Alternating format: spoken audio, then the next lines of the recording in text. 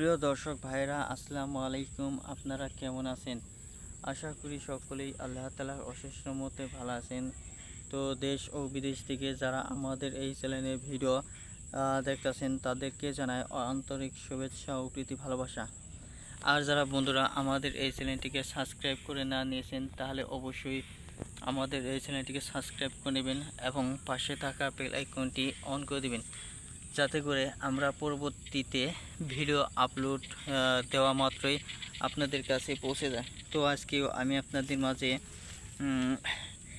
একটি ভিডিও নিয়ে আলোচনা করব। তো আজকের এই ভিডিওটি কোনো শাকসবজি বা ফল কোনো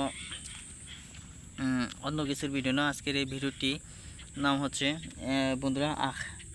তো এই দেখতে পাচ্ছেন এটিকে অনেকে অন্য নামে ডেকে থাকে, যেমন আমাদের অঞ্চলে বা গ্রামগঞ্জের অঞ্চলে এটিকে কুইশাল বলে অভিহিত করা হয়।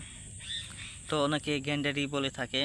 তো এক একজনে এক এক নামে ডেকে থাকে এক এক অঞ্চলের মানুষরা। তো যাই হোক, সেটা বড় কথা না বন্ধুরা। বড় কথা হচ্ছে আপনারা গরমের সিজনে কী করবেন, বেশি বেশি করে আখের রস খাবেন। আখের রস খেতে মিষ্টি। তো সব আখের রস কিন্তু বন্ধুরা মিষ্টি না। অনেক আখের রস বন্ধুরা পানির মতো লাগে।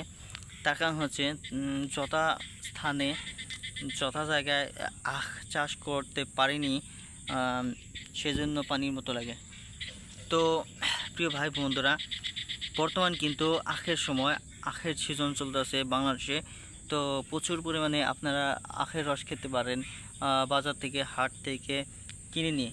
তো গরমের সময়ে আখের রস খেলে তৃষ্ণা মিটে, এমনকি আখের রস খেলে বন্ধুরা আরও বিভিন্ন ধরনের সমস্যা দূর হয়। তো বন্ধুরা, যাদের জয়েন্টিস হয়ে থাকে, তো এই জয়েন্টিসের জন্য ভালো উপকার হতে পারে এই আখের রস।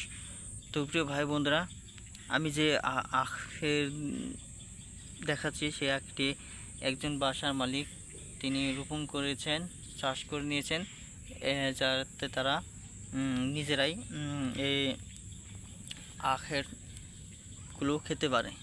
ধন্যবাদ আপনাদেরকে।